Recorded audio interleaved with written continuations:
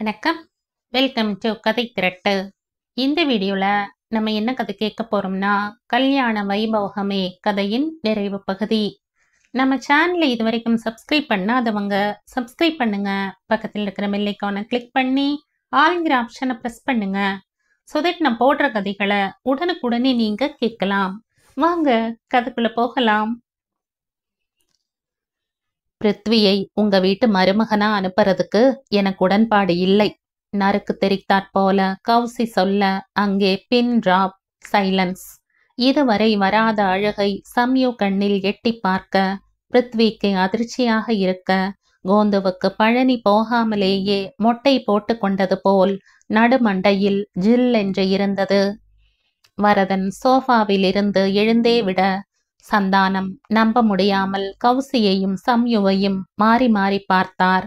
வசுவோ மாமியாரின் காலடியில் மடங்கி அமர்ந்து நம்ப முடியாத பார்வை ஒன்றை கோந்து பக்கம் வீச அவருக்கும் ஒன்றும் புரியவில்லை. என்ன இது, எல்லாம் நன்றாக முடிந்தது என்று நினைத்திருக்க இந்த பெண்ணுக்கு என்னானது? அவளின் இருபுறமும் அவரும் வரதனும் நெருங்கி வர அவள் நகர்ந்து, பிருத்வி கிளம்பு, நீ ஒரு தடவை நீ சம்யுக்தா உயிரோட விளையாடினது போதும். காலாகாலத்துக்கும் உனக்காக அவ இப்படி தன்னோட உயிரையே பணயம் வைக்க துணிந்தால், பிற்காலத்துல திரும்ப இதே மாதிரி எதையாவது செய்தால் உயிரை கொன்ற பாவம் நமக்கு வேண்டாம்பா. கிளம்பு நீ. இதை நான் சம்யுவோட நல்லதுக்காக மட்டும் சொல்றேன். என் பிள்ளை சும்மா இன்னைக்கு அப்படி சம்யு செய்தான்னு தெரிஞ்சதுக்கு பின்னாடி தானே அவளை ஏத்துக்கிறேன்னு சொல்றான். வேண்டாம், இந்த விபரீத விளையாட்டு மறுமுறை நடந்தால், அதுவும் கூட்டு குடும்பம், நான் எதையாவது சொல்லி நீ சம்யு கிட்ட ஏதாவது சொல்லி, வேண்டாம்பா, இது ஒத்தே வராது. இப்ப நீங்க வரப்போறீங்களா இல்லையா? இன்னொன்னு, உங்க கல்யாணத்தை வேண்டாம்னு சொல்லிட்டு நம்ம சுஜி இங்க நிம்மதியா வாழ்க்கைப்பட முடியாது. குற்ற உணர்ச்சி அவளுக்கு காலத்துக்கும் இருக்கும். அதனால அந்த கல்யாணமும் வேண்டாம் என்று ஆணித்தரமாக சொல்லி, இப்ப நீங்க கிளம்ப போறீங்களா இல்லையா? நான் வாசல்ல இருக்க. பிருத்வி, கார் திறந்து தானே இருக்கு, வாங்க எல்லாரும், நான் போயிட்டு வரேன் என்று பொதுவாக சொல்லிவிட்டு செல்ல செய்வதறியாது திகைத்தார்கள் அனைவரும். ஆனால் வசுவால் தன்னை கட்டுப்படுத்த இயலவில்லை. ஒரு நிமிஷம் கௌசி, நம்ம வாழ்க்கையில இதை சொல்ல வேண்டி வரும்னு நான் நினைக்கல. ஆனா அப்படி சொல்ல வேண்டிய கட்டாயம் வந்துருச்சு. நீ வரும்படி வைத்து விட்டாய். அப்படி என் பொண்ணு என்ன தப்பு செய்தாள்? என்னவோ உன் பையன் மேல ஆசைப்பட்டா. ஆனப்பட்ட விஸ்வாமித்திரரையே மயக்க மேனகை மெனக்கிடவில்லையா? உன் பையனும் அப்படி முறுக்கிட்டு இருக்கவே என் சம்யு இப்படி ஒரு காரியத்தை செய்தா. நீ என்ன சொல்றது? எப்போ என் பெண்ணை உன் மருமகளா ஏற்றுக்கொள்ள முடியாது என்று சொன்னாயோ அப்போதே நானும் முடிவு செய்து விட்டேன். எங்க ராமுவுக்கும் வேற இடத்துல பெண் பார்த்து முடிக்கிறதுன்னு. அத்தை, நீங்க உங்க ஒண்ணு விட்ட தம்பியின் பேத்தி இருக்குன்னு சொல்லி இருந்தீங்களே, அதை முடிப்போம் நம்ம ராம்க்கு. ஆனால் எவ்வளவு சீக்கிரம் முடியுமோ அவ்வளவு சீக்கிரம் நடத்திடணும். அப்படியே என்னங்க, அந்த லண்டன் வரன் ஒண்ணு சொன்னீங்களே, அதை நம்ம சம்யுவுக்கு முடிங்க. கௌசி, இப்ப நீ போகலாம் என்று கோபமாக சொல்லி யாரையும் பார்க்காது தன்னுடைய அறைக்கு சென்று விட்டாள். அதே கோபம் முகத்திலும் உடலிலும் தெரிய வேகமாக நடை எடுத்து, வாங்க போகலாம், இனிமே இங்க என்ன வேலை நமக்கு என்று கட்டளையிட்டு கௌசி நடக்க, அவள் பார்வையில் இருந்து மறையும் வரை யாராலும் அதிர்ச்சியில் ஒரு வார்த்தை கூட பேச முடியவில்லை. ராம் அதிர்ச்சியுடன் கோந்துவிடம் ஓடி வந்தான். ஏதாவது செய்யுங்க தாத்தா, என்ன இப்படி அத்தை சொல்லிட்டு போறாங்க? விளையாடுறாங்களா? கவனம் சம்யுவிடம் திரும்ப, எல்லாம் இவ செஞ்சு வச்சிருக்கிற வேலை. ஏதையோ பாட்டி சொன்னாங்கன்னு செய்ய போய்தானே இதுல கொண்டு வந்து விட்டுருக்கு. இது மேலும் அவளின் அழுகையை அதிகரிக்க செய்ய கேவி எழுந்து வந்து பேத்தியை அணைத்து கொண்டார். இப்போது பிருத்வி தாத்தாவை பார்த்தான். இத்தனை நாள் அவங்களுக்குன்னு ஹெல்ப் செஞ்சீங்க தானே, இப்ப எனக்கும் சுஜிக்கும் செய்யுங்க. கோந்து பரிதாபமாக கேவியை பார்க்க, அவளோ, மேன் ப்ரப்போஸ்ட் பட் டாக்ஸ் அப்போஸ்ட். அன்னைக்கு அந்த மாதிரி இல்லாம உருப்படியா ஒரு ஐடியா கொடு கோவிந்தராஜன். இல்லாட்டா மேல் லோகத்துக்கு நான் டிக்கெட் வாங்கியதும் பத்மா கிட்ட போட்டு கொடுத்துடுவேன். நீ எனக்கு மஞ்சள் கயிறு தான் கொடுக்கணும்னு கொண்டு வந்த. அப்ப நம்ம ஊர்ல என்று மிரட்ட கோந்து விழித்தார். இது என்னடா புது வம்பு? எங்கே நிம்மதி, எங்கே நிம்மதி, அங்கே எனக்கோர் இடம் வேண்டும், அங்கே எனக்கோர் இடம் வேண்டும் என்ற அடிக்குரலில் முணுமுணுக்க வரதன், என்னப்பா சொல்லுங்க, நம்ம பசங்க வாழ்க்கை பிரச்சனைப்பா இது, ஒரு நல்ல உருப்படியான ஐடியா கொடுங்க என்று சொல்ல சந்தானமும் கேவி அருகில் வந்து, நீங்க தான் எதையாவது சொல்லி கௌசி வசு மனச மாத்துங்களேன் என்று கெஞ்ச, பார்த்து கொண்டிருந்த எல்லோருக்கும் யார் யார் இந்த சம்பந்தத்தை எதிர்ப்பார்கள் என்று நினைத்திருந்தனரோ அவர்கள் 2 பேரும் இப்படி சேருவதற்கு தத்தம் பெற்றவர்களிடம் உதவி கேட்டு நிற்பது அதிசயமாக இருந்தது. பிருத்வி, சீக்கிரம் தாத்தா, அம்மா காருக்கு போய் 5 நிமிஷம் ஆச்சு. கோவத்துல ஆட்டோ கீட்டோ பிடிச்சிட்டு நீங்களும் வேண்டாம் இந்த குடும்பமும் வேண்டாம்னு சொல்லிட்டு போயிட போறாங்க, ரொம்ப கோபத்துல இருக்காங்க என்று கெஞ்ச, கோந்து கண்ணிலும் முகத்திலும் பளிச் மின்னல். நேரே வரதன் காதில் என்னவோ சொல்ல, என்ன சொன்னாரோ வரதன் வாசலுக்கு சென்று அடுத்த 1 நிமிடத்தில் கௌசியுடன் உள்ளே இருந்தார். இதற்குள் தன்னை சுற்றி வந்தவர்களிடம் சொல்ல வேண்டியவற்றை சொல்ல ராம், இது சுத்தம் தேராத ஐடியா என்று பார்த்தாலும் பிருத்வி சம்யுவுக்கு இது கட்டாயம் வேலை செய்யும் என்ற எண்ணம் கண்களில் தெரிந்தது. இருவர் இதழ்களிலும் மென்னகை அரும்ப, பிருத்வியின் கண்கள் அவளின் மென்னகையில் தன்னை தொலைக்க, அவன் கண்களில் அவள் தன்னை தொலைக்க, இருவரையும் தொலைத்து கட்டாமல் இருக்க வேண்டுமே கௌசி என்று கோந்து ஒரு எமர்ஜென்சி திருப்பதி மொட்டை பிருத்விக்கும் ராமுக்கும் வேண்டிக் கொண்டார்.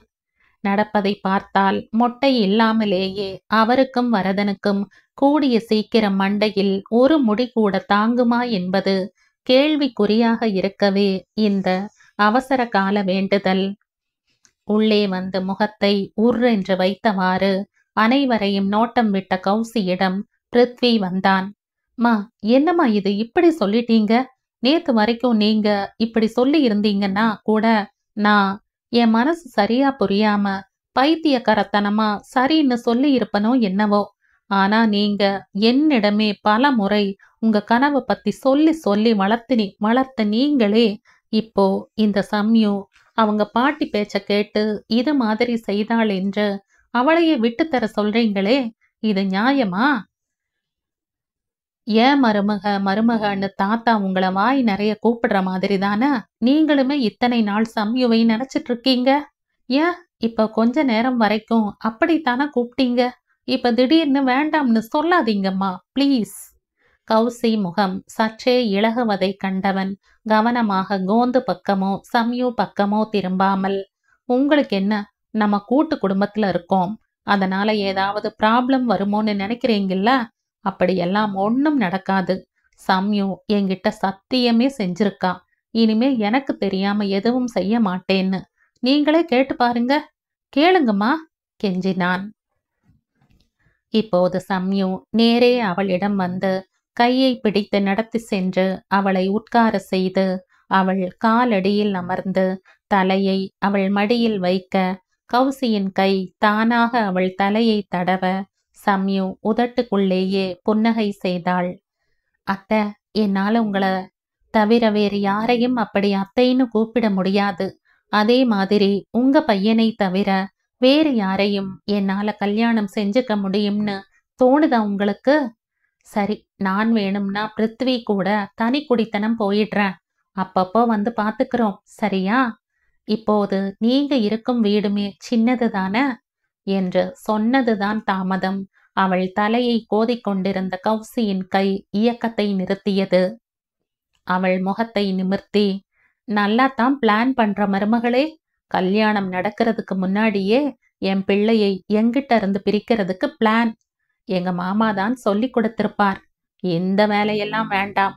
ஏன் பிருத்வி கூடிய சீக்கிரம் இன்னும் நிறைய சம்பாதிச்சு தோ இந்த வீட்டை மாதிரி பெரிய வீடா வாங்கி உன்னை அங்க குடி வைக்காட்டா நான் என் பேரை மாத்திக்கிறேன், என்ன சொல்ற என்று ஆர்வத்துடன் சம்யுவின் முகம் பார்க்க சம்யு சிரித்தாள். எழுந்து அவள் அத்தை அருகில் அமர்ந்து அவளது தோளில் சாய்ந்து கன்னத்தில் ஒரு முத்தம் பதித்தவள். அத்தைனா அத்தைதான். பிருத்வி, உங்களை விட என் மேலதான் அத்தைக்கு பாசம் அதிகம். பாருங்க, நம்ம கல்யாணத்துக்கு அப்புறம் பெரிய வீடா வாங்கித்தர சொல்லி இருக்காங்க என்று செல்லம் கொஞ்ச கௌசி சிரித்தாள். அப்படியே சம்யு முதுகில் ஒன்றும் வைத்தாள். அப்போது கையில் ஒரு ட்ரேயில் மைசூர் பாக்குடன் வந்த வசு, நல்ல விஷயம் பேசும்போது ஸ்வீட்டோட பேசணும், எடுத்துக்கோங்க எல்லாரும். ஏண்டா ராம், நீ மட்டும் ஏன் இங்கேயே நிக்கிற? என் மருமகளை போய் அழைச்சிட்டு வா. பாவம் பொண்ணு, கவலையோட காலேஜ் போச்சு, முகமே வாடி கிடந்தது. இந்த கௌசி ஆனாலும் ரொம்பத்தான் திட்டிட்டா. இனிமே என் மருமகளையோ மருமகனையோ திட்டுற உரிமை உனக்கு கிடையாது. அதான் உனக்கே வரப்போறாங்களே, அவங்களை என்ன வேண்டும் என்றாலும் செய்துக்கோ. போடா ராம், அவ மட்டும் அவ மருமகளை கொஞ்சிட்டு இருக்கா. நீ எல்லாத்துலயும் லேட்டுடா. பாரு, பிருத்வியை பார்த்து கத்துக்கோ. வந்தா ஒரே நாள்ல எல்லாரையும் வளைச்சு போட்டு கல்யாணத்துக்கு நேரமும் பார்க்க வச்சுட்டா. போ, சீக்கிரம் சுஜியை பார்த்து சமாதானப்படுத்தி அழைச்சிட்டு வா என்று சிரிக்க ராம் திகைத்தான். எங்க கல்யாணம் நடக்காதுன்னு நீங்களும் கௌசியத்தையும் சொன்னது எல்லாம் சும்மா ராம். உங்களுக்கு மட்டும்தான் டிராமா எல்லாம் போட தெரியுமா? நாங்க அந்த காலத்து மனுஷங்க. பிளான் இல்லாமலேயே ஒரு கண் பார்வையிலேயே வசனம் முடிவு செஞ்சு நடிக்கவும் செய்துட்டோமே. நான் ஹாஸ்பிட்டல்ல ஆரம்பித்தது, இங்க தொடர்ந்தோம் இல்ல வசு? கௌசி தோழியை பார்த்து கேட்க, வசு பதிலுக்கு அரை மைசூர் பாக்கை அவள் வாயில் போட்டுவிட்டு மீதமிருந்த ஸ்வீட்டை தன் வாயில் போட்டு கொண்டாள். ஒரு 2 நிமிஷத்துல எங்களை எல்லாம் கலங்க அடிச்சிட்டீங்க நீங்க 2 பேரும். ஆனா அப்பாதான் சரியா யூகிச்சு சும்மா விளையாடுறீங்க அப்படின்னு சொன்னார். சுந்தரம், உங்க ஜோசியருக்கே போனை போடுங்க. ராம், கிளம்பி போப்பா, சுஜியை அழைச்சிட்டு வா. எந்த காலேஜ்னு தெரியுமா? வரதன் கேட்க பதில் சந்தானத்திடம் இருந்து வந்தது. அதெல்லாம் ராமச்சந்திரால் ஆரம்பிச்சு கார் கரெக்டா MMCல நிற்கும். என்ன, நடுவுல உங்க 2வது சம்சாரத்துக்கு பிறந்த பொண்ணு குறுக்க வராம இருக்கணும். சந்தானம் சிரிக்க அனைவரும் விழிக்க அவர் சொல்ல ஆரம்பித்தார். சம்யு ஆர்வமாக கேட்க துவங்கும் முன் அவளை கையோடு இழுத்து கொண்டு வெளியில் வந்த பிருத்வி அங்கே தோட்டத்தில் இருந்த பெஞ்சில் அமர்ந்தான். மனம் நிறைவாக இருக்க அவன் தோள் மேல் சாய இருவர் கண்களும் அங்கே இருந்த அந்த கருப்பு ரோஜா செடி மேல் விழ இருவருமே சிரிக்க ஆரம்பித்தார்கள். மன நிறைவுடன் சிரித்து கொண்டே இருந்த சம்யு சிரிப்பை ஸ்விட்ச் போட்டு அணைத்தாற் போல நிறுத்தி அவனிடமிருந்து விலகி உட்கார்ந்தாள். இந்த விலகலை எதிர்பார்க்காத பிருத்வி திகைத்து அவளை பார்க்க அவனை குற்றம் சாட்டும் பார்வை ஒன்று எதிர்கொண்டது. என்னடா, தள்ளி போகாத, வலிக்குதா? திரும்ப ஹாஸ்பிட்டலுக்கு போகணுமா யுகி? எழுந்து அவள் எதிரில் தரையில் அமர்ந்து அவள் முகம் பார்க்க அவள் அவனை தள்ளி நிறுத்தினாள். வெயிட் பிருத்வி, எனக்கு ஒன்னு தெரியணும். அது எப்படி திடீர்னு என் பேர்ல உங்களுக்கு அன்பும் காதலும் பெருக்கெடுக்கும்? நேத்து நைட் வரைக்கும் ஒரு மண்ணும் இல்லைன்னு சொன்னீங்க. கண் எதிரில் ரத்தம் சொட்ட சொட்ட நின்ற போது கூட உங்க மனசுல எனக்கு இடம் இல்லைன்னு இருந்தீங்க. இப்போ இன்னைக்கு நான் மாறிட்டேன் அப்படின்னா என்னால நம்ப முடியல. எங்க அப்பாவை பழி வாங்க ஏதாவது பிளான் வச்சிருக்கீங்களா? இதுக்கு சுஜியும் கூட்டா? ஐயோ ராம் பாவம், உங்க போனை கொடுங்க, நான் போன் செய்து சொல்றேன். இரு வெயிட். அவன் பேண்டில் செருகி இருந்த போனை சுவாதீனமாக எடுக்க அவள் கைப்பட்ட அவனிடம் அது ஷர்ட் மேல் என்றாலும் என்னவோ போல் இருக்க அந்த போன் உடனேயே அவள் கையை பிடித்து தடுத்தான். சம்யு, ஃபர்ஸ்ட் என்ன நடக்குதுங்க? இன்னும் என்ன குழப்பம்? எதுவா இருந்தாலும் பேசிடலாம். இனிமேல் நமக்குள்ள எந்த சந்தேகமோ கேள்வியோ இருக்கக்கூடாது. கேளு, ஐ எம் ரெடி. எழுந்து நின்று அவளுக்கு எதிரில் கைகளை கட்டிக்கொண்டு ஸ்கூல் பையன் போல நின்றான். எப்படி இத்தனை நாள் இல்லாத ஃபீலிங்ஸ் இப்ப வரும் என் மேல்? உன் மேல்தானே நான் MALE மேல் கடிக்க அவள் முறைப்பு அதிகமாகியது. ஒருவேளை நான் மேல் MALE என்பதால் இருக்குமோ? ஓ, சாரி சாரி சம்யு. இப்படியெல்லாம் நிக்க வச்சு கஷ்டமான கேள்வியெல்லாம் கேட்டா பதில் சொல்லித்தர கோந்து கூட இல்லை. என்னை பார்த்தா பாவமா இல்ல?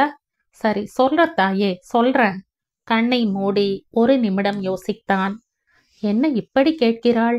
அது எப்படி மனதில் தோன்றியதை எடுத்து சொல்ல முடியும்? மின்னல் வெட்டியது. ஏன் ஃபீலிங்ஸ் வராது? நேத்து வரை வராத ஃபீலிங்ஸ் எப்படி வந்தது தெரியுமா? நேத்து ரோட்ல பிளாட்ஃபார்ம்ல ஒரு பிச்சைக்காரன் அவன் பெண்டாட்டியை இடுப்புல தூக்கி வச்சுட்டு பிச்சை எடுத்ததை பார்க்கும்போது வந்தது. நடக்க முடியாத நிலையில கூட. ஏன் யுகி அப்படி பார்க்கற நீ? நான் சொல்றது நிஜம் என்று தடுமாற்றம் இல்லாமல் சொன்னவனை ஒரு விரல் நீட்டி அருகில் வர சொல்லி சரமாரியாக அவனை இடுப்பில் அடித்தாள். நாங்களும் விஜய் சினிமா பார்த்திருக்கோம். அதுவும் போன வாரம்தான் பார்த்தோம் என்று அவன் அந்த விஜய் சினிமாவில் பேசிய வசனத்தையே பேசுவதை குறிப்பிட அவன் அசடு நிறையவே வழிந்தான். போச்சு, நீயும் விஜய் ஃபேனா? ஓகே சம்யு, எப்படி என்று எல்லாம் சொல்ல தெரியாது. நேத்து நீ அடிபட்டதுன்னு நின்ற போதே என் மனசுல சலனம் இருந்தது. சுஜியை கடிந்து பேசிவிட்டு உன்னை தேடி வருவதற்குள் நீ மாயமா மறைஞ்சிட்ட. அப்புறம் அந்த சில துளி ரத்தத்தை பார்த்தபோது என் உயிர் என் கையில இல்ல. சம்யுமா, அப்பதான் புரிஞ்சது என்னை நானே இத்தனை நாள் ஏமாத்திக்கிட்டு இருந்திருக்கேன்னு. மடங்கி அவள் காலடியில் உட்கார்ந்தவன் தலையை அவள் மடி மீது வைக்க தன்னையும் அறியாமல் இருவர் கண்களிலும் கண்ணீர் அவள் கண்ணிலிருந்து வழிந்து அவன் கன்னத்தில் விழ பதறி எழுந்தவன் கைகளிலேயே அடக்கமானாள் சம்யு. அதற்கு மேல் அங்கே காதலர்களுக்கே உரித்தான மௌன மொழியும் கைகள் நடத்திய நாடகமும் மட்டுமே அரங்கேறியது. கிளாஸில் கவனம் இல்லாமல் முதல் கிளாஸ் முடிந்தவுடன் போதும் படிப்பு என்று வெளியில் வந்த சுஜி, ராம் இனிமேல் தன்னுடன் பேசுவானா என்று நினைக்கும் போதுதான் தூரத்தில் அவன் காரை பார்த்தாள். அங்கே காரின் கருப்பு கண்ணாடி கூட இல்லாமல் வெட்ட வெளிச்சத்தில் உட்கார்ந்தது போல் உணர்ந்தான் ராம். காலேஜ் வளாகம் சுறுசுறுப்பாக இயங்க இவனது பார்வை சுற்றி முற்றி சுழன்று தன்னுடைய நாயகியை தேடியது. தூரத்தில் யார்? என்னுடைய சுஜியா? ராம் காரை அடையாளம் கண்டு கொண்டவுடன் முதலில் சுஜிக்கு தோன்றியது, ஐயோ, இவன் எதற்கு இங்கு வந்திருக்கிறான் இப்போது என்ற உணர்வுதான். நேற்று இவள் செய்து வைத்த கூத்திற்கு அவன் அவளிடம் இனி பேசக்கூட மாட்டான் என்று நினைத்திருந்தாள். அதுவும் நேற்று இரவும் சரி, இன்று காலையும் சரி, அவன் அவள் பக்கம் சுத்தமாக திரும்பக்கூட இல்லை. காரணம் தெரிந்தாலும் அது தந்த வருத்தம் அவளுள் நிறையவே இருக்க அவளால் படிப்பில் கவனம் செலுத்த முடியவில்லை. முதலில் வேகமாக ஆர்வத்துடன் நடக்கத் துவங்கிய கால்கள் இந்த நினைவில் சற்றே துவள மெதுவாகவே நடந்து அந்த கார் அருகில் வருவதற்குள் அவளது இதயம் துடிக்கும் ஓசை அவளுக்கே கேட்டது. பட படத்த நெஞ்சுடன் நெருங்கினாள் காரை. தூரத்தில் இருந்து பார்த்தபோது ராம் அவளை கண்டுகொண்ட மாதிரி தோன்றியது.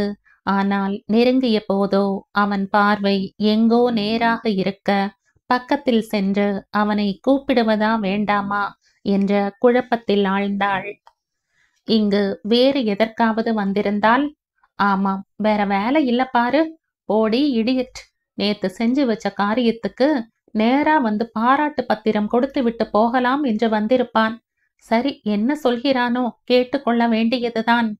தைரியத்தை வரவழைத்து கொண்டு காரின் கண்ணாடியை மெதுவாக தட்ட உள்ளே இருந்த ராம், அப்பா, இப்பொழுதாவது வந்து தானாக என்னை கூப்பிட தோன்றியதே என்று நெடிய பெருமூச்சினை வெளியேற்றி காரின் கண்ணாடியை இறக்கி, உள்ள வந்து ஏறு சுஜி என்று அவள் முகம் பார்க்காமலே சொல்ல, சுஜி கிடுகிடுவென பின்னால் கதவை திறந்து ஏறி உட்கார்ந்தாள். அவளை திரும்பி பார்த்து, நான் உங்க வீட்டு டிரைவர் இல்ல என்று சொல்லி கண்ணால் முன் சீட்டுக்கு வருமாறு சொல்ல அவள் தயங்கினாள். ஒரு முடிவுடன் கிளப்பிய காரை நிறுத்திவிட்டு இறங்குவதற்காக கதவை திறந்து, அப்போ நான் பின்னாடி வர என்று சொல்ல வேகமாக இறங்கி முன் சீட்டுக்கு அவன் அருகில் வந்து அமர்ந்தாள். ஒரு முறை அவளை பார்த்துவிட்டு வண்டியை வேகமாக கிளப்ப அவள் சீட் பெல்ட்டை இழுத்து மாட்டிக்கொண்டாள். கொஞ்சம் மெதுவா வண்டியை எடுங்க, என்ன வேகம் வேண்டியிருக்கு, ஆபத்துல முடியும். குரல் வெளியே வர அவன் வேகத்தை குறைத்தான். இப்போ எங்க போறோம்? வீட்டுக்கா? சம்யுக்தா, உங்க சிஸ்டர் நல்லா தானே இருக்காங்க? குரல் இன்னும் தேய்ந்தது. அவன் பதிலே சொல்லாமல் மீண்டும் வேகம் எடுத்தான். அவள் வாயை மூடிக்கொண்டாள். 20 நிமிடம் கழித்து கார் அவனது அலுவலகத்தில் நின்றது. இறங்கி விடுவிடுவென்று நடந்தவன் அவள் இறங்காமல் இருப்பதைக் கண்டு அவளை இறங்கி வருமாறு சைகை காட்ட, பெரிய தொரசிங்கம், இவர் கையை அசைத்தால் உலகமே இவர் பின்னால் வர வேண்டுமா என்று முணுமுணுத்து கீழே இறங்க அவன் கையில் இருந்த ரிமோட்டால் காரை லாக் செய்தான். ஆமாம், அவன் உலகமே நீதான்னு அன்னிக்கு சொல்லவில்லை? அப்போதெல்லாம் ஒன்றும் சொல்லாமல் விட்டுவிட்டு இப்போ இப்படி தனியா புலம்பிக் கொண்டிரு. மனம் சொன்னதை ஒதுக்கிவிட்டு அவன் வேகத்துக்கு ஈடு கொடுத்து நடந்தாள். லிப்டில் ஏறி அவன் ஆபீஸ் ரூம் போகும் வரை வழியில் தென்பட்ட அனைவரும் அவனை விஷ் செய்வதை பார்த்து எல்லோரும் ஒரு நட்புடனே அன்றி அவன் அவர்களின் முதலாளி என்ற பயத்திலோ அனாவசியமான மரியாதையுடனோ வாழ்த்தவில்லை என்று அவளுக்கு புரிய அவன் மேல் மதிப்பு ஏறியது. மேனேஜிங் டைரக்டர் என்ற வாசகத்தை மட்டுமே தாங்கியிருந்த அறையில் உள்ளே செல்ல அந்த அறையை பார்த்தவள் அசந்து போய்விட்டாள்.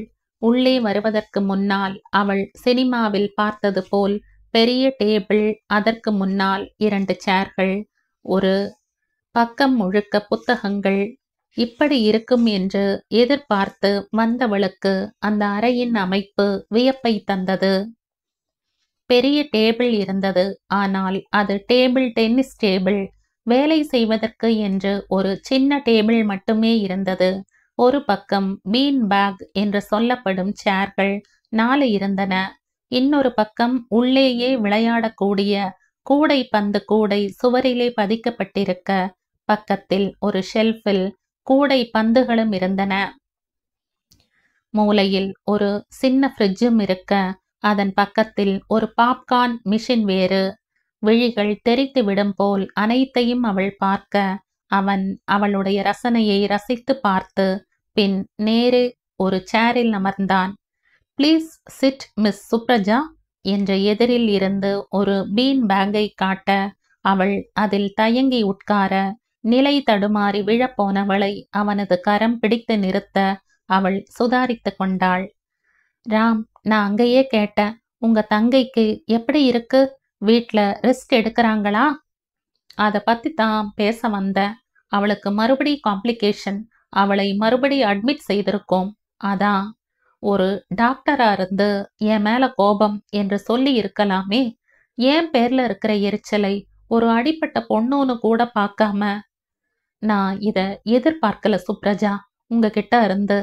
குனிந்து கொண்டே சொன்னவன் குரலில் இருந்த சிரிப்பை அந்த பதட்டத்தில் அவளால் உணர முடியாமல் போனதில் அதிசயமே இல்லை. ஐயோ சாரி ராம், எல்லாம் உங்களாலத்தான். ஏன் அன்னைக்கு வீட்டுக்கு வந்து டிராமா எல்லாம் செய்துட்டு ரொம்ப நல்ல பிள்ளையா எங்க அப்பா கிட்ட உங்க பெண்ணை விரும்புற, என்னோட உலகமே அவதான் என்றெல்லாம் சொல்லிட்டு நீங்க பாட்டுக்கு போயிட்டீங்க. அவன் அவளை நிமிர்ந்து என்ன என்ற கேள்விக்குறியோடு பார்க்கவும், ஓகே, நான் தான் ஊருக்கு போயாச்சு, நீங்க அப்புறம் ஒண்ணுமே அதை பத்தி பேசல. தாத்தாவுடன் பேசிய போதுதான் நம்ம குடும்பத்துக்கு நடுவில் இருந்த பழைய பிரச்சனை எனக்கு தெரிந்தது. அப்பாவும் அதை பற்றி என்னிடம் கேட்கவில்லை. அப்போதும் அவன் ஒன்றும் சொல்லாமல் ஒரு அலட்சிய ஆனால் குற்றம் சாட்டும் பாவனையுடன் அவளை பார்க்க அவள் உள்ளுக்குள்ளே உடைந்தாள். ஒருவேளை அவனுக்கு நிஜமாகவே தன் மீது அன்பில்லையோ? ஏதோ பாடியது ஏதோ படியாது என்று நினைத்து அன்று அந்த நாய்கள் கொண்டு வந்த நாடகத்தை நடத்தி பின் அப்பா கேட்டார் என்பதற்காக என்னை விரும்புகிறேன் என்று பொய் சொன்னானோ? அதை நினைத்து உருகி அவனுக்காக தவித்து, இல்லை, இப்போது அவன் தங்கையை அவள் நடத்திய விதத்தில் அவளை பிடிக்காமல் போய்விட்டதோ? தலை சுற்ற பக்கத்தில் இருந்த மேஜையை பற்றியவள் தள்ளாடி சுதாரித்தாள். அப்போதும் அவளை உன்னிப்பாக பார்த்தவன் ஒன்றும் சொல்லாததால் வருவது வரட்டும் என்று க்ஷண நேரத்தில் முடிவெடுத்து அவன் அருகே வந்து உட்கார்ந்திருந்த அவன் உயரத்துக்கு ஏற்ப இவளும் மண்டியிட்டு அமர்ந்து அவனது கண்ணை நோக்கி பேச ஆரம்பித்தாள். ராம், நீங்க என்னை விரும்புறேன்னு சொன்னதெல்லாம் உண்மை இல்லையா? வருத்தம் மேலோங்கி இருக்க கேட்டவளை வரையறுக்க முடியாத பார்வை ஒன்றை பார்த்தான் அவன். விடுங்க மிஸ் சுப்ரஜா, இனிமே இத பத்தி பேசி என்ன பிரயோஜனம்? உங்களுக்கு இதுல சுத்தமா விருப்பம் இல்லைன்னு தெரிஞ்சிடுச்சு. சாரி, உங்களை ரொம்பவே ட்ரபிள் செஞ்சுட்டேன். அப்படி மீறி உங்க அப்பா முன்னால உங்ககிட்ட கேட்டது தப்புதான். என்னை மன்னிச்சிருங்க. உங்களுக்கு என்னால இனிமே ஒரு தொந்தரவும் இருக்காது. பார்க்காம இருக்க முடியாது. ஏன்னா என் தங்கை உங்க அண்ணனை கல்யாணம் பண்ணிக்க போறா. பட் நீங்க என்னை எல்லாம் பறி போய்விட்டது போல் பேசியவாறே எழுந்து அந்த அறையின் வாசல் வரை சென்று அவளையும் எதிர்பார்த்து காத்திருக்க அவளது பொறுமை பறந்தது. கைகளை கட்டிக்கொண்டு பொறுத்தது போதும் என்று முடிவெடுத்து அவனுடைய அலுவலக சேரில் திண்ணக்கமாக அமர்ந்து ஒரு காலை மற்றொரு கால் மீது போட்டுக்கொண்டு கைகளை மேஜை மேல் வைத்து அவனை, என்னை அவ்வளவு ஈஸியா இங்கிருந்து கிளப்பிடுவ என்ற சவால் முகத்தில் தெரிய நோக்க அவன் வந்த சிரிப்பை மீண்டும் தொண்டைக்குள் புதைத்தான். ஹே ராம், எவ்வளோ பெரிய டாகு. போங்க ராம், தோ ஃப்ரிட்ஜில் கூலா தண்ணி இருக்கும், குடிங்க. 1 மினிட். அவளே எழுந்து சென்று ஃப்ரிட்ஜை திறந்து ஒரு பாட்டில் தண்ணீரை எடுத்து அவன் கண்களுடன் உறவாடி கொண்டே அதை வாயில் வைத்து பாதி அறிந்துவிட்டு மீதியை மீண்டும் சேரில் அமர்ந்து அவன் புறம் மேஜையில் நகர்த்தினாள். என்ன பாக்குறீங்க? நீங்க பாட்டுக்கு சும்மா இருந்த பொண்ணு மேல நாயை ஏவி விடுவீங்க உங்க வீட்டுல. அப்புறம் ஒண்ணுமே தெரியாத ஹீரோ மாதிரி காப்பாத்த வருவீங்க. அப்புறம் எங்க வீட்டுக்கே வந்து பொண்ணு கேப்பீங்க. ஏதோ படிப்பிருக்கே, ஆளையும் சரியா தெரியாதேன்னு கொஞ்சம் டைம் எடுத்துக்கிட்டா அதுக்குள்ள அடுத்த ஃபிகரை பார்த்து கரெக்ட் பண்ணிட்டு இங்க வந்து ஜஹா வாங்கிட்டு என்னவோ எனக்காக எனக்கு இன்ட்ரெஸ்டே இல்லைன்னு நீங்களே முடிவு செய்துட்டு வா ஃப்ரெண்ட்ஸா இருக்கலாம்னு சொல்வீங்க. கேட்கறவ தான் அறிவில்லாம கேட்டா சொல்றவங்க எல்லாம் அரிஸ்டாட்டில் இல்ல, தெரிஞ்சுக்கோங்க. என்ன பாக்குறீங்க? நீங்க கேட்டது கேட்டதுதான், சொன்னது சொன்னதுதான். சரி, ஏதோ மன வருத்தத்துல நம்ம ஆளு நம்மை கண்டுக்காம இருக்காரே என்கிற ஆதங்கத்துல நேத்து சமயகிட்ட அப்படி இப்படின்னு பேசிட்டேன். குரல் கம்மியது. அதற்காக சொன்ன 2ஆம் நிமிடத்தில் இருந்து என் மனசு என்ன பாடுபட்டுச்சுன்னு உங்களுக்கு என்ன தெரியும்?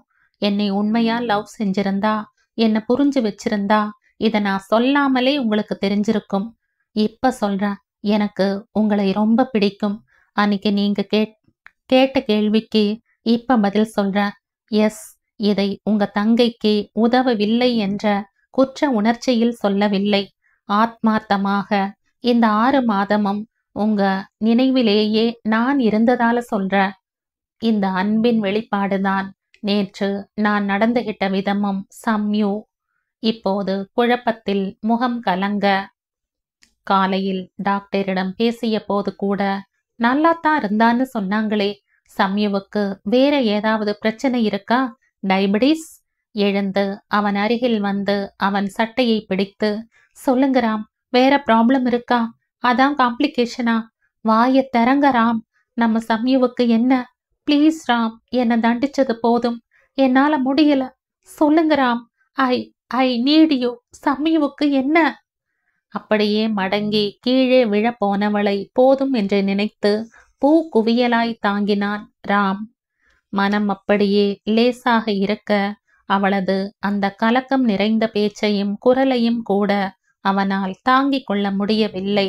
அப்போதுதான் அவன் சட்டையை விட்டுவிட்டு நிமிர்ந்து வலது கையால் குனிந்திருந்த அவன் முகத்தை மேலே தூக்கினாள். நிமிர்ந்த அவன் கண்களில் இப்போது சிரிப்பை கண்டவள் என்னவோ தோன்ற, சம்யுவுக்கு ஒன்றுமில்லை இல்லையா? அவங்க நல்லாத்தானே இருக்காங்க. நீங்க வேண்டுமென்றே அவன் சிரிப்பு பரவி சத்தமாக சிரிக்கத் தொடங்க எழுந்தவள் நேரே அவனை தோளிலும் முதுகிலும் அடித்து, ராஸ்கல், என்ன இத்தனை நேரம்? எல்லாம் உங்களாலத்தான். அன்னிக்கே பிருத்வியுடன் ஏர்போர்ட் வருவீங்கன்னு ரொம்ப எதிர்பார்த்து. அன்றைய ஏமாற்றத்தில் இப்போது குரல் கம்ம அவன் சிரிப்பும் குறைந்தது. ஏன் வரவில்லை ராம்? ரொம்ப ஆவலா இருந்த. ஆப்பிரிக்கால ஆப்பிரிக்கால பார்க்கும் இடத்திலெல்லாம் இந்த ராம்தான் தெரிந்தேனா? குரலில் பழைய குறும்பை மீட்டெடுக்க அவள் உள்ளும் அதற்கு சரியாக பதில் கொடுக்க வேண்டும் என்ற உத்வேகம் தோன்ற முகத்தை சீரியஸாக வைத்து, நிச்சயமா, அங்க ரோட்ல எல்லாம் கூட நிறைய நாய்களும் குரங்குகளும் உராங்குட்டான்களும் அப்படியே அச்சு அசல் உங்க மாதிரியே இருந்ததா? அப்புறம் அப்புறம் அதற்கு மேல் பேச முடியாமல் அவன் எழுந்து கண்ணில் ஒரு தீவிரத்துடன் அவளை நெருங்க, நோராம், நான் சீரியஸா சொல்றேன். நீங்க தானே கேட்டீங்க, பார்க்கிற இடத்திலெல்லாம் நான் தெரிந்தேனா என்று. அதான் நான் ஒரு படி மேல போய் பார்க்கிற உருவங்களிலெல்லாம் நீங்க தான் தெரிஞ்சீங்கன்னு சொன்னேன். ராம், என்ன செய்றீங்க? குரல் உள்ளேயே சென்று விட இருவர் கண்களும் சந்தித்தன. அவன் முகத்தை அவள் முகத்துக்கு அவ்வளவு அருகில் பார்த்த போதுதான் அவன் கண்கள் நல்ல ஆழ்ந்த பிரவுன் கலரில் இருப்பது தெரிந்தது. ஒரு முறை கண் சிமிட்டி இதெல்லாம் கனவோ என்று மீண்டும் பார்க்க அந்த பிரவுன் கலர் ஒரு முறை மின்னி மறைந்து விரிந்தது. ராம், என்ன அப்படி பாக்குறீங்க? பேசிட்டு இருக்கோம் இல்ல, கொஞ்சம் தள்ளுங்க. இப்படி நெருக்காதீங்க ராம். ராம், ப்ளீஸ். குரல் கொஞ்சியதோ களவாடிய கள்வனோ அந்த கொஞ்சல் குரலில் தன்னை முழுவதுமாய் இழந்தாள். சுஜி, ரஜி, ரஜா, சுஜிக்குட்டி, சுஜிமா. அவன் ஒவ்வொரு பெயராய் சொல்ல சொல்ல அவள் கரைந்தே போனாள். இத்தனை ஆசையையும் அன்பையும் தன்மேல் வைத்து கொண்டு தன்னை என்ன பாடுபடுத்தினான்? ராம், உங்களுக்கு இன்னொரு செல்ல பேர் இருக்காமே, யாருமே இப்போது அதை சொல்லி கூப்பிடுறது இல்லையாம். நான் அதை சொல்லித்தான் கூப்பிட போறேன். கேடி, சரியான செல்ல கேடி. அவன் முகத்தில் மறுப்பை பார்த்து அந்த செல்லத்தை சேர்க்க அவன் முறைத்தான். உடனே குறும்பு குரலில் ததும்ப, நீ அப்படியே கூப்பிடுறா செல்லம். ஆனா நான் சொன்ன அத்தனை பெயரும் உன்னை உன் ஃப்ரெண்ட்ஸோ இல்ல உன் குடும்பத்தில் மற்றவரோ கூப்பிட்டது தானே எனக்குன்னு நம்ம 2 பேருக்கு மட்டுமே தெரிகிற மாதிரி ஒரு தனி பெயர் அப்படித்தான் கூப்பிட போறேன் நான். ஓகேயாடா? சரின்னு சொல்லுவதான? கெஞ்சலில் முக்கி எடுத்து வந்த கோரிக்கை அவள் இதயத்தை தொட தலை தன்னிச்சையாக சம்மதத்தில் அசைந்தது. என்ன கூப்பிட போறீங்க? ரகசியமாக ஒலித்த குரல் தன்னுடையதா என்ற சந்தேகம் வந்தது சுஜிக்கு. என்ன கூப்பிடுவான்? டியர் என்றா, டார்லிங் என்றா? கன்னமும் கண்ணும் சுருங்கின. ச, சினிமாத்தனமா இருக்கே. பட் அவனுடைய ஆழ்ந்த குரலில் காதலும் உள்ளத்து அன்பும் சொட்ட கனிந்து கூப்பிட்டால் மறுக்கவும் முடியுமோ? வேறு என்னவாக இருக்கும்? மனம் குறுகுறுத்தது. ஒன்றும் சொல்லாமல் அவளை அளக்கும் பார்வை பார்த்தவன், சொல்லட்டுமா? உனக்குன்னு நம்ம 2 பேர் சம்பந்தப்பட்ட ஸ்பெஷல் பெயர் இது. ஆனால் தனியா இருக்கும்போது மட்டுமே கூப்பிடுவேன். அப்புறம் நல்லா இருக்குன்னு வேற யாராவது உன்னை அப்படி கூப்பிட்டால் என் மனசு தாங்காது. இத்தனை நாள் யோசிச்சு யோசிச்சு மூளையை நிறைய செலவழிச்சு செலக்ட் செய்த பெயர் இது. சொல்லுங்க ராம். பில்டப் பிரமாதமாக இருக்க ஆவலும் எகிர கேட்டவள் குரலில் பரவசம் கலந்த ஆர்வம். சொல்லிடுவேன். இதுவே அவளுக்கு அவன் ஏதோ வில்லங்கமாக யோசித்திருக்கிறான் என்று தெரியப்படுத்தி இருக்க வேண்டும். ராம். பொறுமை லிட்டர் என்ன விலை என்ற கணக்கில் போய்க் கொண்டிருந்தது. ஜிம். லாட்டரி சீட்டின் பரிசுக்கான எண்ணெய் சொல்வது போல் நிறுத்த அவள் முழித்தாள். ஜிம்மா? இது என்ன பெயர்? ஜிம் ஜாம் என்று? ஒருவேளை ஸ்வீட்டி என்பதை குறிப்பதாக இருக்குமோ? ச, இவனை மறுபடி பார்த்ததில் இருந்து தனக்குள்ளே ஒரே கேள்வி கணைகளாய் வருகிறதே. ச, மறுபடி ஒரு கேள்வி. ஜிம்மா? மறுபடி கேள்விதான். ஆனால் இம்முறை அவனிடம் கேட்க அவன் கண்கள் குறும்பில் மலர்ந்தன. தலை இல்லை என்று ஆடியது. ஜிம் மட்டும் இல்லை, பின்ன ஜாம்? ஜிம்மி. சுஜிமாவின் ஷார்ட் ஃபார்ம் அண்ட் ஜிம்மினா உனக்கு என்ன தோணுது கண்ணம்மா?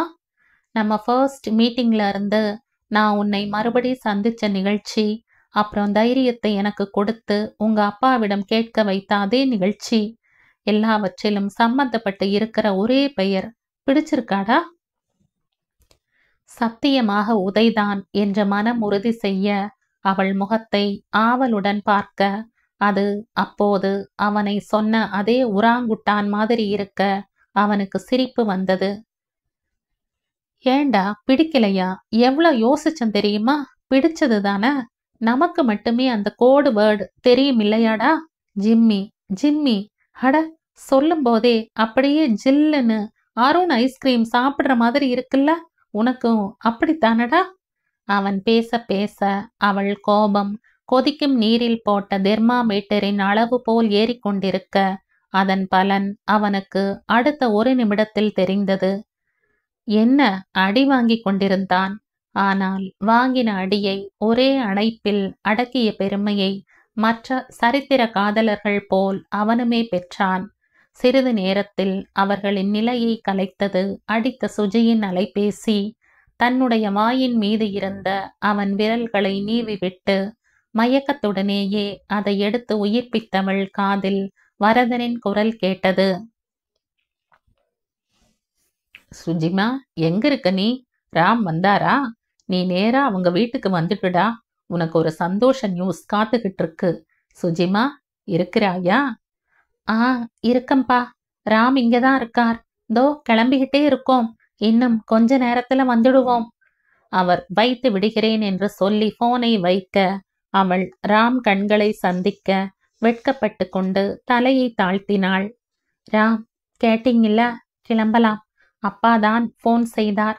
என்னவோ அவன் காது கேட்கவில்லை போல் சொல்ல, அவன் அவளை பார்த்த பார்வையில் இப்போதே போக வேண்டுமா என்று இருக்க, அதற்கு பதில் அவளிடம் இல்லாததால் அவள் தலை மீண்டும் குனிந்தது. ராம் ப்ளீஸ், வீட்ல நம்ம கல்யாணம் பேசிட்டாங்களா? ஹே, பிருத்வி சம்யு கல்யாணமும் முடிவாயிருச்சா? எப்ப கல்யாணம்? முகம் இப்போது யோசனையில் மாற, ராம், நீங்க நம்ம கல்யாணம் எப்படி கேட்பது? அதுவும் இத்தனை நாள் காக்க வைத்துவிட்டு என்று தயக்கமாக இருக்க, பரிதாபமாக அவன் முகம் பார்த்தாள். சொல்லு. முகம் புரிதலில் கனிய, don't worry Saju, I can wait. நீ சொல்ல வருவது எனக்கு புரியுது. உன்னோட படிப்பு முடியும் வரை நம்ம கல்யாணம் போஸ்ட் போன், ரைட்? பரவாயில்ல சஜுமா, படிப்பு மட்டும்தானே. அதற்கு மேல் என்றால் எனக்கு ரொம்பவே கஷ்டம். அதுவும் பிருத்வி இப்பதான் லேட் பிக்கப். அவனுக்கு இன்னும் கொஞ்ச நாள்லயே கல்யாணம்.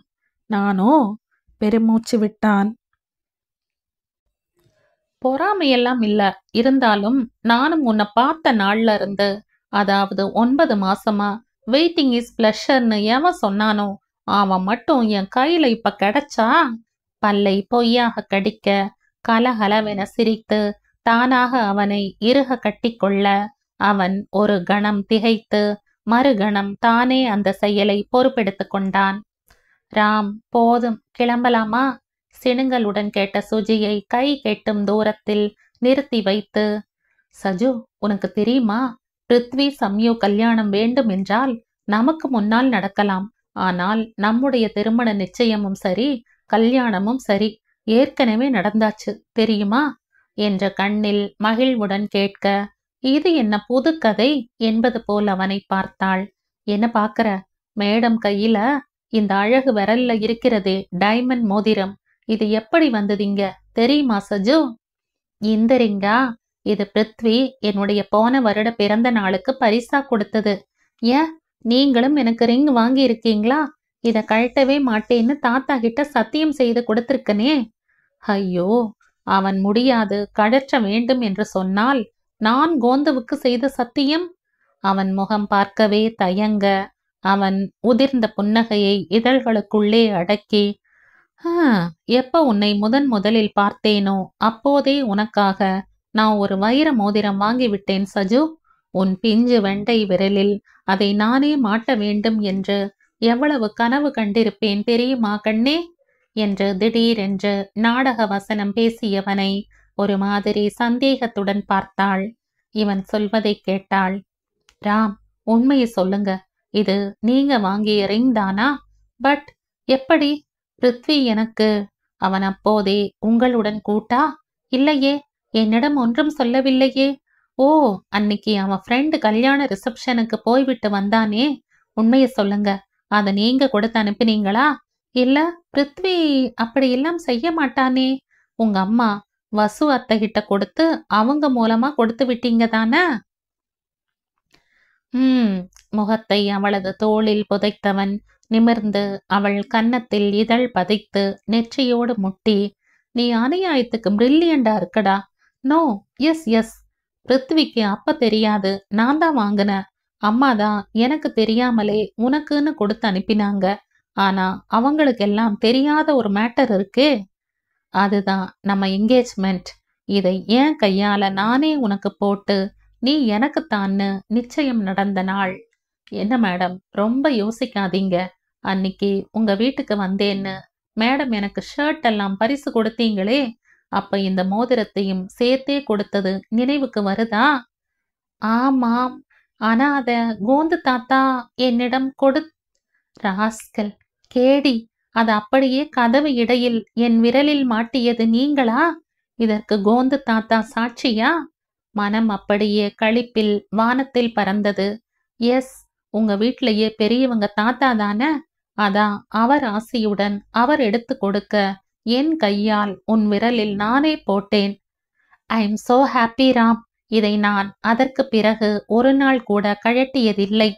ஆசையுடன் அதை வருடி உதட்டுக்கு கொண்டு சென்று அதை முத்தமிட அவன், அதற்கு ஏன் அதை கொடுத்தவன் நான் இங்கிருக்க, அதற்கு வந்த வாழ்வை பாரேன் என்பது போல் பாவமாக பார்க்க இடத்தை மாற்றி அவனுக்கு அதற்குரிய நன்றியை அவன் உள்ளம் குளிரும் வண்ணம் தாராளமாக அளிக்க அவன் மயக்கம் வருவது போல நடித்தான்.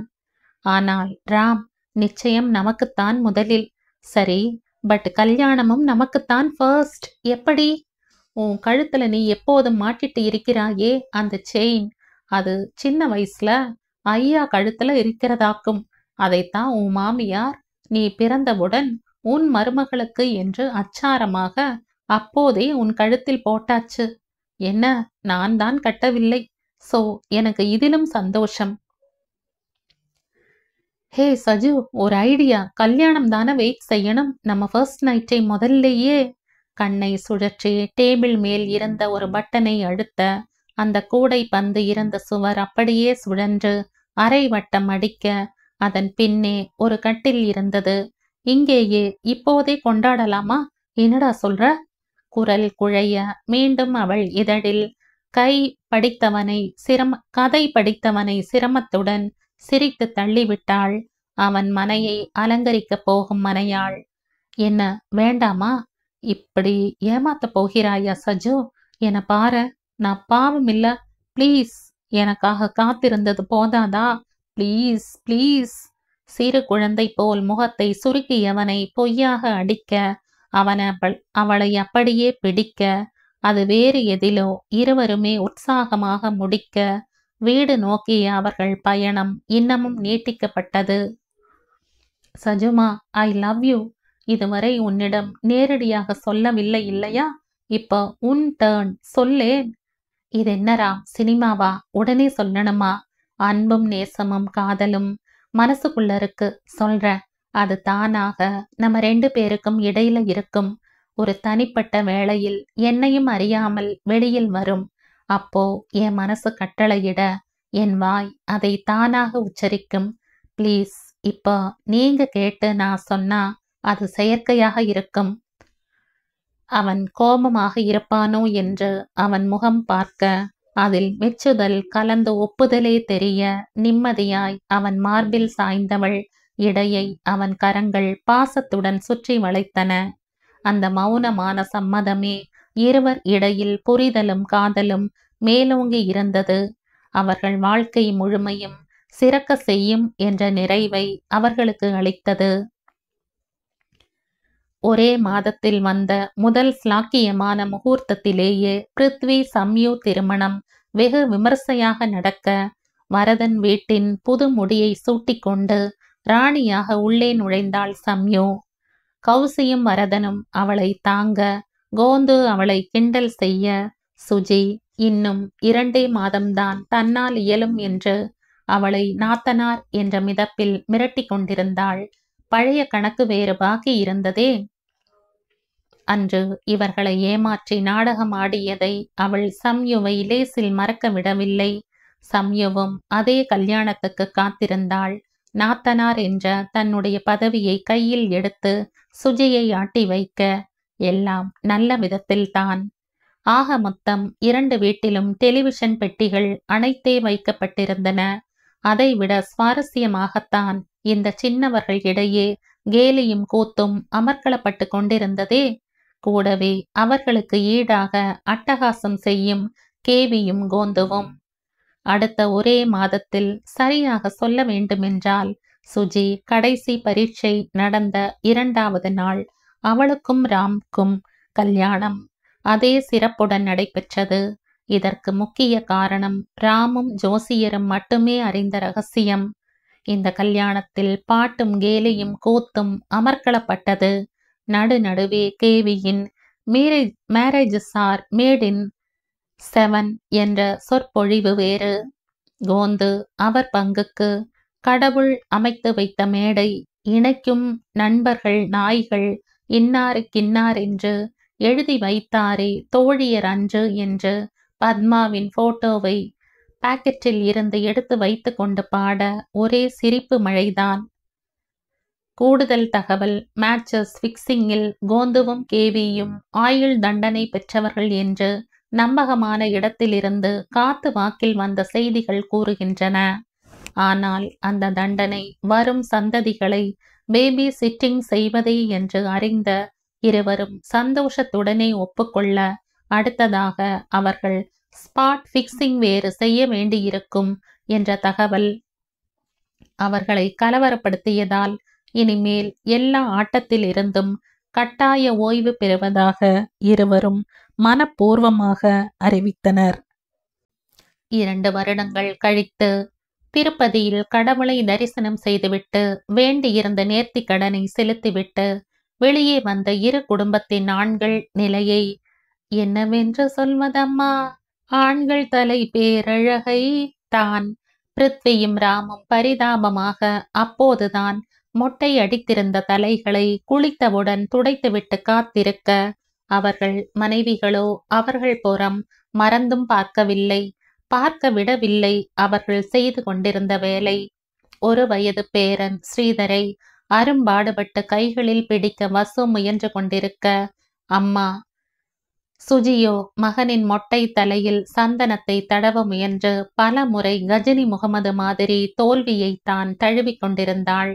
இந்த பக்கம் கௌசியோ மருமகள் சம்யுவின் இடுப்பில் சமர்த்தாக அமர்ந்து கொண்டிருந்த 1 வயது பேரன் ஸ்ரீஜனின் வழுக்கை தலையில் சந்தனத்தை தாராளமாக தடவ, அந்த வாண்டு அவள் கையில் இருந்த கிண்ணத்தை தன்னுடைய பிஞ்சு விரல்களால் எட்டி பிடித்து இழுத்து விரல்களை அதில் நனைத்து கையில் வந்த சந்தனத்தை தாராளமாக பாட்டியின் முகத்திலும் அம்மாவின் முகத்திலும் சிரித்து கொண்டே பூசிக்கொண்டிருந்தான். பெற்றவர்கள் நிலைதான் இப்படி என்றால் 2 தாத்தாக்களின் நிலை இதைவிட பரிதாபமாக இருந்தது. வரதனும் சந்தானமும் ஒருவரை ஒருவர் பார்த்து, இந்த வயதில் இது நமக்கு தேவையா என்று பார்க்க, இதை கண்ணுற்ற ராமும் பிருத்வியும் வந்த சிரிப்பை அடக்க, கோந்துவும் கேவியும் அதை செய்வதாக இல்லை. சிரித்த மூத்தவர்களை முறைத்தார்கள் வரதன் மற்றும் சந்தானம். கோந்து வரதனுக்காக வேண்டிக் கொண்டேன் என்றவுடன் இடையில் புகுந்த கேவி தானுமே சந்தானத்துக்காக நேர்த்தி கடன் செலுத்துவதாக வேண்டியதாக சொல்ல, அந்த திருப்பதி விஜயத்தில் 6 ஆண்களுமே தலைமுடியை காணிக்கையாக செலுத்தினர். பாவம் கோந்து அறிந்திருக்கவில்லை, அவர் மகனும் சந்தானமும் அடுத்த ஒரே மாதத்தில் பழனி பயணம் ஒன்றை பிளான் செய்திருப்பதை பற்றி. தத்தம் மனைவியரிடமிருந்து இவ்விருவரும் இத்தனை வருடங்கள் கழித்து உபயோகமாக கற்றுக்கொண்டது கண் ஜாடை பரிமாற்றமே. இப்போதும் இந்த அவசர பழனி பயண திட்டமும் அவ்வாறு ஏற்பாடு செய்யப்பட்ட ஒன்றுதான். கௌசியின் மாமனாருக்கான வேண்டுதலை நிறைவேற்ற. கொள்ளுப்பேரன் மருமகள் முகத்தில் சந்தன அபிஷேகம் செய்வதை பார்த்த கோந்து, வரதா, இங்க வா, இனிமே உங்களை யாரும் கண்டுகொள்ள மாட்டார்கள். வந்து பேரனிடம் தலையை காண்பித்துக்கொள், அவன் பூசுவான் சந்தனம் என்று சொல்ல, அப்பாவை முறைத்தாலும் ஆசையாக ஸ்ரீஜன் அருகில் வந்து தலையை தாழ்த்த, ஒரு களிப்பு சிரிப்புடன் விரலில் இருந்த சந்தனத்தை வாரி அவர் மண்டையில் பூசினான் பேரன். குழந்தை கைப்பட்ட உச்சி மண்டை சிலிர்க்க கண் மூடி நின்றார் வரதன். ராமும் பிருத்வியும் தங்களை தானே தான் கவனித்துக் கொள்ள வேண்டும் என்று முடிவெடுத்து இவர்கள் அருகில் வர, வசுவின் கையில் இருந்து அப்பாவிடம் தாவிய மகனை வாரி அணைத்தான் ராம். அப்போதும் மனைவி அவன் பக்கம் திரும்பாததால் அவனின் விழிகள் பிருத்வியின் கண்களை சந்திக்க, இருவருக்கும் இடையில் இப்போது இருந்த நெருக்கத்தின் பயனாக ராம் நினைப்பது பிருத்விக்கும் புரிய, இருவரும் ஒரு ஹை-ஃபை கொடுத்து கண்ணையும் சிமிட்டி ஒரு சேர தத்தம் மனைவியர் புறம் திரும்பினார்கள். இருவரும் ஒரே குரலில் அவரவர் மனைவியை ஆசையாக குறும்புடன் ஜிம்மி, சகி என்று அழைக்க, அந்த அழைப்பே தப்பாது சுஜியையும் சம்யுவையும் ஒரு முறைப்போடு இவர்கள் அருகில் வரவழைக்க போதுமாயிருந்தது. முகத்தை இப்போது பரிதாபமாக வைத்துக் கொள்ள பக் என்று சிரித்த இரு பெண்களும் அவர்கள் அருகில் வர ஆவலுடன் தலையை சாய்த்தார்கள் ராம் மற்றும் பிருத்வி. ஆனால் நடந்ததே வேறு. கையில் இருந்த சந்தன கிண்ணத்தை அவர்கள் கணவர்களிடம் கொடுத்துவிட்டு இருவரும் தங்கள் பிள்ளைகளுடன் கொஞ்ச போய்விட மீண்டும் பரிதாப போர்வையை பூசிக்கொண்டார்கள் இருவரும். ஆனால் எல்லாம் 2 நிமிடங்களுக்கு மட்டுமே. சென்ற வேகத்திலேயே ராம் அருகில் வந்த சுஜி, தலையை காமிங்க என்று சொல்ல சந்தோஷமாக தலை வணங்கினான் கணவன். நீ மட்டும்தான் செய்வாயா என்பது போல் ஒரு எம்பி எம்பி பிருத்வியின் தலையில் தட்டினாள் சம்யு சந்தன கைகளோடு. முகம் கோபத்தில் சிவந்திருந்தாலும் ராமும் பிருத்வியும் இவர்கள் வந்த வேலை முடிந்தவுடன் கண்களில் காதலுடன் சொன்ன நன்றி அதே சிவப்பை வெட்கத்தின் பலனாக மாற்ற, அங்கு அவர்களுக்கே உரித்தான ஒரு மௌன பரிபாஷை அழகாக நடைபெற்றது.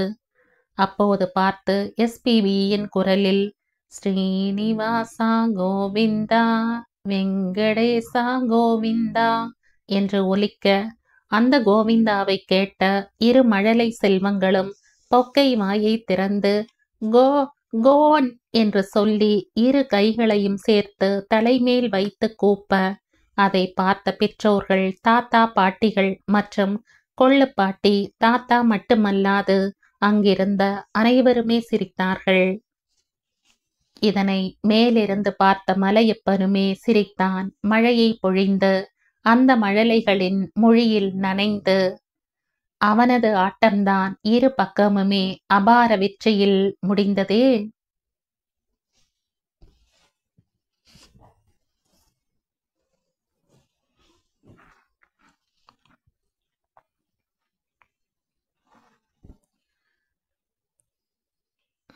இதோடு இந்த கதை முடியுது. இந்த கதை உங்களுக்கு பிடிச்சிருந்தா லைக் பண்ணுங்க, ஷேர் பண்ணுங்க, சப்ஸ்கிரைப் பண்ணுங்க. மற்றும் ஒரு இன்ட்ரெஸ்டிங்கான கதையோட அடுத்த வீடியோல சந்திப்போம். பை. தேங்க்யூ.